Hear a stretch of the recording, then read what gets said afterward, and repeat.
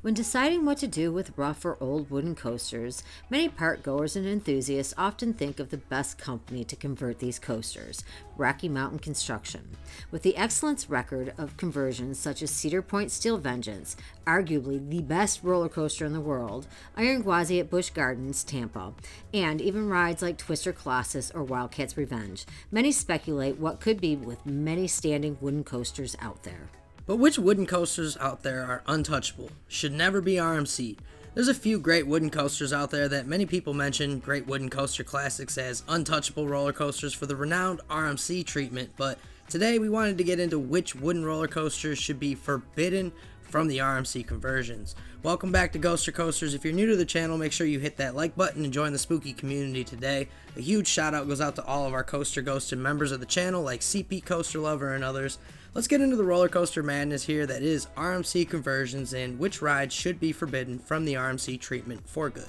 Starting off with a wooden classic, longtime era-defining roller coaster, and a must-ride for anyone getting into the coaster enthusiast hobby. Today we're taking you to Coney Island. Yes, the Coney Island Cyclone. This 85-foot, 2-minute, 30-second long wooden coaster features speeds of up to 60 miles per hour and opened to the public in June of 1927. Till this day, it has the 9th steepest drop on a wooden roller coaster, which is absolutely insane to think it's almost 100 years old.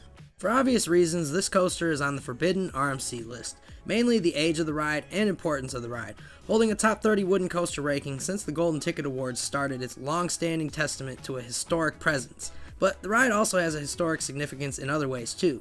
The ride is a New York City landmark since 1988 and also became a national landmark in 1991. The historic Coney Island Cyclone is also on the ACE Historic Coasters and has a landmark plaque to commemorate the ride's significance in the industry. This ride will hopefully never, ever even be discussed and will likely never be considered, so we can all but say the historic coaster is forbidden from RMC. Heading to a semi-problematic but often referred to as the best wooden coaster out there, we're taking a trip to Six Flags Great Adventure for a ride on the famous El Toro. Designed by Intamin, the wooden beast still holds records as the second highest wooden drop at 176 feet and top 3 in speeds as well. The coaster has faced problems over the years. In 2021, the ride closed for the remainder of the season, and in 2022, another incident reported that El Toro was structurally compromised and closed until June 17th of the 2023 season.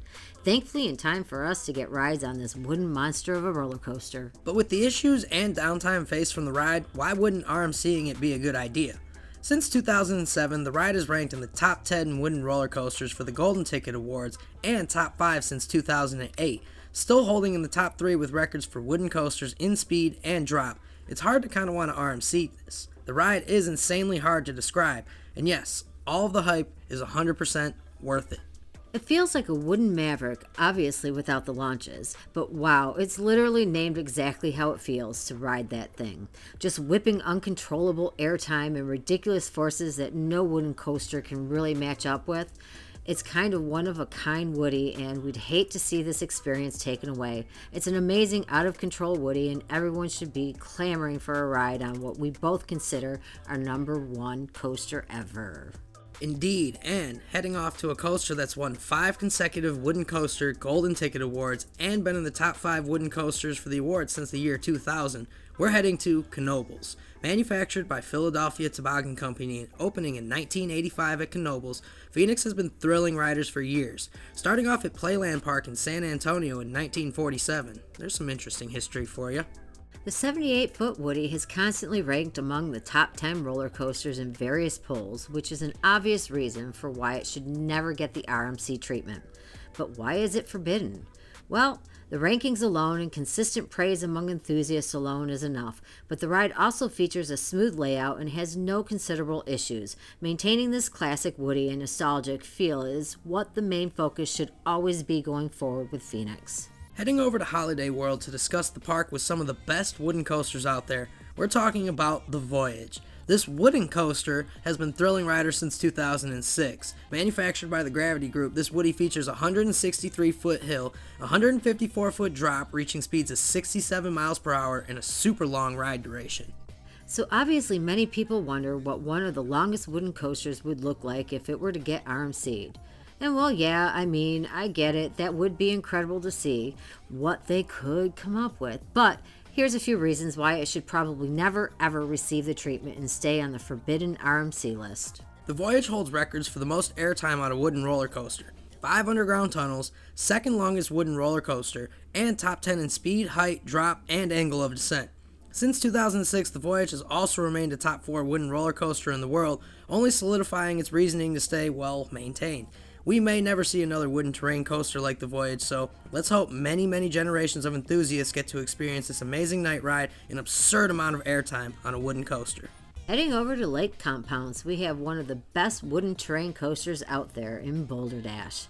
Designed by Custom Coasters International and opening in the year 2000, this Woody features a 110 lift with a 115-foot drop, reaching speeds of 60 miles per hour and having a pretty awesome ride duration. Boulder Dash has been retracked a few times, with about 80% retracked in the 2007 off-season and 580 more feet in the 2023 season with Titan Track by GCI.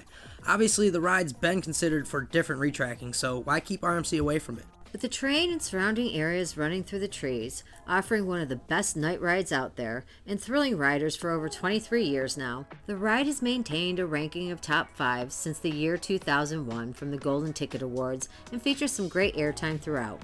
With GCI Titan tracking sections, it seems like the wooden coaster characteristics are here to stay and likely will not be RMC'd ever. Another forbidden RMC coaster, we must say. Not too many parks have numerous wooden roller coasters with a significant historical significance to the industry. Kings Island happens to be that exception. The racer at Kings Island is often credited for restoring the coaster craze, opening in 1972 with the park itself, manufactured by Philadelphia Toboggan Company. This racing coaster is still offering riders thrills to this day. The Beast opened in 1979, and well, this one was designed in-house, making it one of the most memorable characteristics having coasters out there. Nothing feels quite like it. Opening as the tallest, fastest, and longest wooden roller coaster, this ride is still the longest wooden roller coaster today, a testament to the Kings Island team and the test of time this coaster has faced, even inspiring an Offspring edition that has come and gone with the Son of Beast. So why not RMC? Well, the historic significance is the main reason. The park could obviously use an RMC, but these coasters should be forbidden forever. Both have been retracked phenomenally in recent years with the help of the Gravity Group and restored life in what was becoming a really rough ride in the Beast as well. These rides offer moments in time, a past of memories flying by today's riders, historical significance and meaning to the industry, bringing millions and millions of riders to coaster enthusiasts, touching generation by generation, passing on the moments from old visitors to youngins visiting today. These rides hold so much character and tradition within the structures. The screams of the riders from decades past, the bolts and work of engineers who have come and gone, and thousands of rides for certain guests who have been going for decades. From the Beast night rides to entering Area 72 under the racer and seeing both trains flying by with screaming riders, it's hard to not imagine an RMC, but easy to see that these rides both hold so much within them and should remain staples of history for decades to come. Kings Island holds 2 untouchable wooden roller coasters that should be forever forbidden from the RMC treatments. So these are the most untouchable wooden roller coasters out there as far as the RMC treatment goes to us. Which wooden coasters would you guys add to this list? Make sure you comment down below, as we may do a deeper dive and make a part 2 of this video in the future. We know there's plenty of parks with smaller scale wooden coasters. Many mentioned that should or shouldn't get RMC'd, and we'd love to get into them with all of you as well.